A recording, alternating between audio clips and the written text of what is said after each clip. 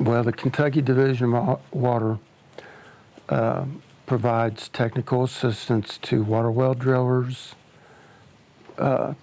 engineering and geological consultants, as well as homeowners. Those type of services often are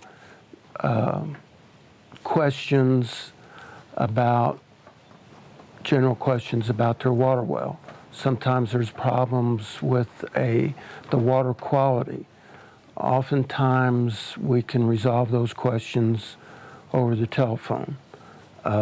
Sometimes it requires an inspection with the use of a water well camera or a visual inspection. If the well cap's not properly seated, if the casing's broken at the surface, if there's an opening in the annulus between the ground and the well casing at the surface, just a lot of housekeeping type things that may have not got completed. What's the typical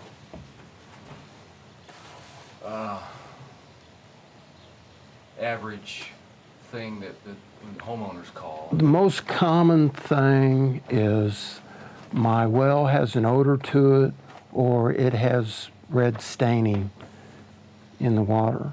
Two of the culprits in most of the groundwater chemistry in the wells in Kentucky are either one or both iron bacteria or sulfate bacteria, which are not harmful to you, but are harmful to your well and your plumbing over time. Those things are easily, most of the time, remedied by shock chlorination. If you put your well on a maintenance schedule at least once a year, sometimes you have to do it more often, those two problems are usually resolved. We have field offices in Paducah and Madisonville. To that office? Primarily, they will go through our office in Frankfort for the initial question or problem. We'll try to answer it there. If it's one that's going to require the use of a well camera, then we'll have to come out from Frankfort. If it's a problem with bacterial type thing, E. coli or something related to that, they can call their local health department. The health department will come out and sample their water well for that. If it's something more extensive where they think their well may have been contaminated by a chemical, then one of our field offices can probably come out and do a one-time sample for that well. The first thing you need to do is locate a certified water well driller. All wells in Kentucky water wells have to be installed by a Kentucky certified water well driller. The exemptions for water wells are livestock only, and that's the only exemption.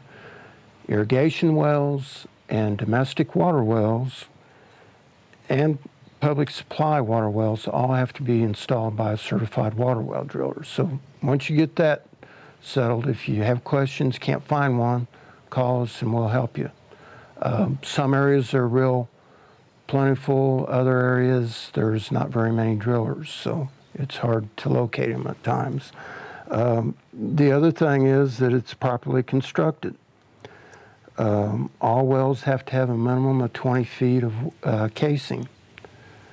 Some will require more. Some may require 100 feet, depending on the competency of the rock that they're drilling through, whether there's any voids or loose shale or sand or whatever. So those kind of things will be variable, but the ideal well will have the proper amount of casing in it. It will be sealed at the top so that surface water can't migrate down and contaminate your well. It has a proper well cap. It has a pitless adapter that connects your supply line to your line going to the house, and that puts it below the frost line. It has a watertight seal cap, and basically a well that's sealed where no bugs or surface water can get in it, the well should never have a problem. Other than what I'd mentioned earlier, you need to shock chlorinate it once a year minimum for iron bacteria and sulfate bacteria so it doesn't clog up your pipes.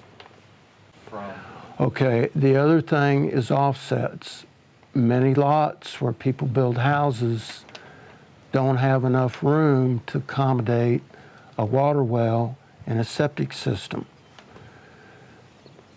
What we have a well variance that will allow you to move your well closer to the septic system than the standard 70 feet.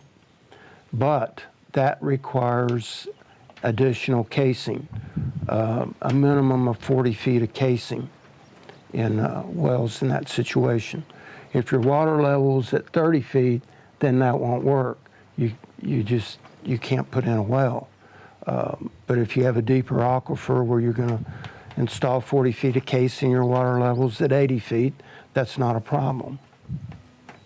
Correct. We do not regulate the water well. We regulate the driller and the construction of it through the certification program. We do not regulate private water wells. Now, let me say one thing. If you poured gasoline in your well or a chemical, you would be degrading the waters of the Commonwealth, and that would be a violation of the regulations. And then you're saying that But we do not regulate private water wells versus public water supply wells. Public water supply wells under the drinking water branch are regulated. They are continually required to do analytical testing for different parameters through the US EPA guidance. Private water wells are not regulated. When we sample a well for someone, when we send you a letter and the results of the analysis, we will reference all the analysis to what the public water supply standards are and tell you that this parameter is high or everything looks okay. But again, this is based on raw water and using US EPA guidance for drinking water. But it's not regulated by us. We give that as a standard for people to look at. Well, in that situation, because of the sinkholes that are predominant throughout much of the area,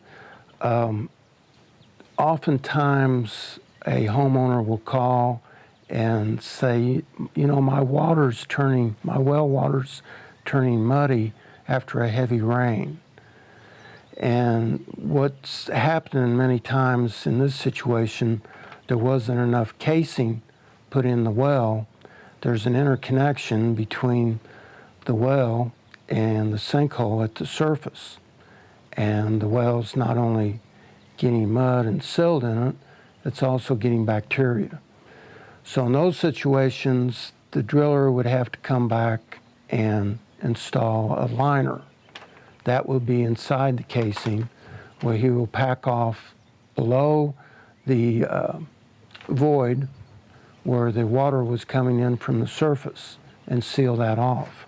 A lot of times that's not a problem with the driller. When he installs the well, that void may not be noticeable when he drills through it. But over time, it may open up and cause a problem. So sometimes it's a situation that's difficult to detect, and it may not show up for 10 or 15 years.